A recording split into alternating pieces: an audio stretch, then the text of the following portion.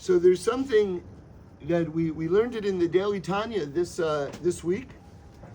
And I think, for all of us, for me it was a big chizuk, and I think for all of us it can be as well. And it's just good to go over, which is that, I think if you're a human being, you struggle with certain thoughts and certain reoccurring thoughts. And some of them are, like, wow. I'll tell you something. I'll never forget this because it really broke my heart. There was a guy who was coming to the Happy Minyan many years ago. And, he's kind of like a rough guy. And from a different part of Los Angeles, like maybe a gang-related part of Los Angeles, let's say. And definitely, I'm not speculating, definitely. And at one point, I remember we were dancing around the bima. This was a highlight for me. And he said to me, "I like you. I got your back." And I knew what that meant. I was really happy about that. That like, this guy, right, had my back. That meant, someone would get shot, basically. And I was okay with that. Thank God. No occasion has arisen that it was necessary, but it felt good. Anyway, so I had a conversation with him later, and he told me with almost tears in his eyes, with a complete broken heart, that he's a really bad person. And why? Because he has certain thoughts. And I told him that's just the Yetzer Hara. And he had never heard of the concept of a Yetzer Hara. That it's not you, that this thought will come to you. But it's not you.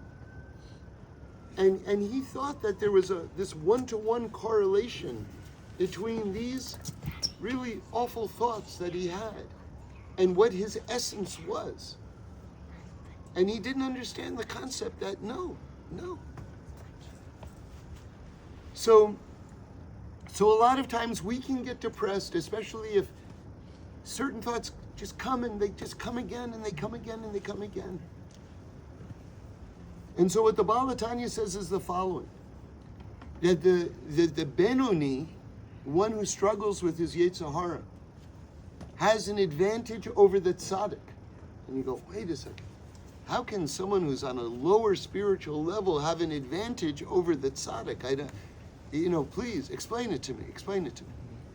He says because the tzaddik doesn't have the opportunity to not dwell on a negative thought.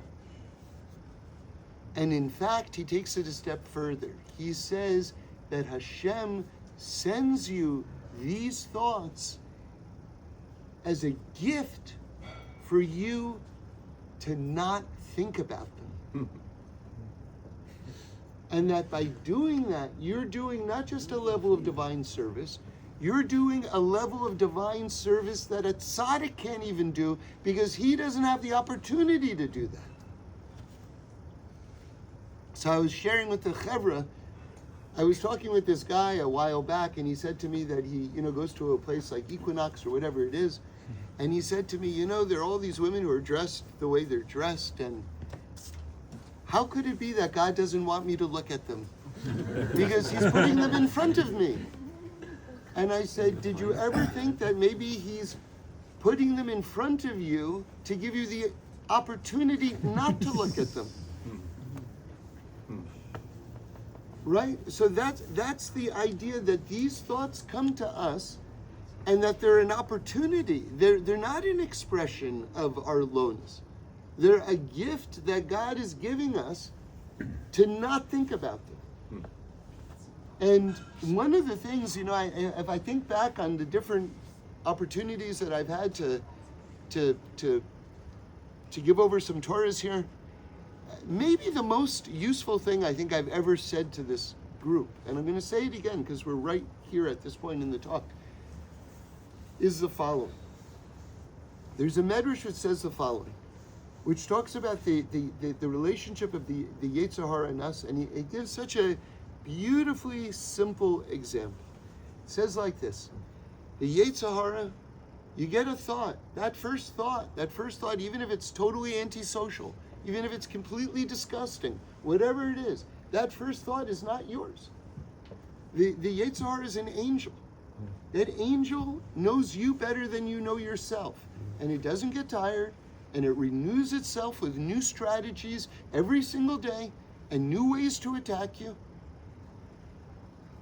It sends you that thought, and what is that the equivalent of? Such a simple visual. You're walking down the street and someone waves to you from across the street. That's the first thought. And then it engages you in a conversation. And then you invite it into your home.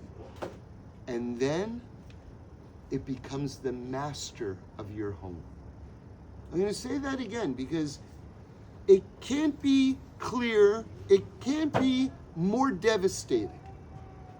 And you can think about the anatomy of addiction.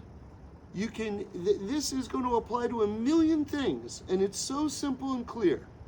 You're walking down the street. From across the street, someone waves to you. That's the first thought. That's not yours. You then engage them in a conversation. That's where everything goes wrong. That's where everything goes wrong.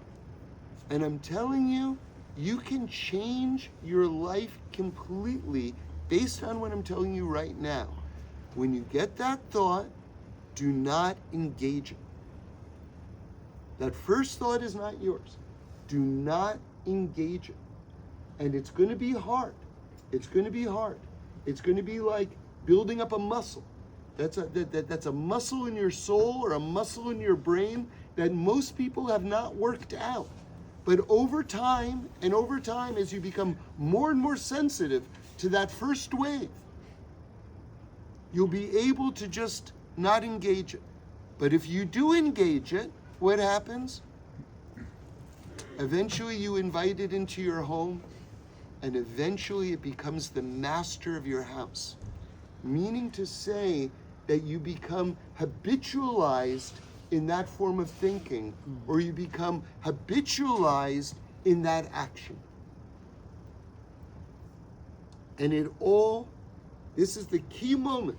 Anyone who wants to rise in holiness, and you wouldn't be here if this didn't include you. This is everyone here. Anyone who wants to rise, this is the key move. You get the wave, you just keep on walking. You just keep on walking. That's the move. That is the money move that will transform your entire life. Okay, we'll stop here.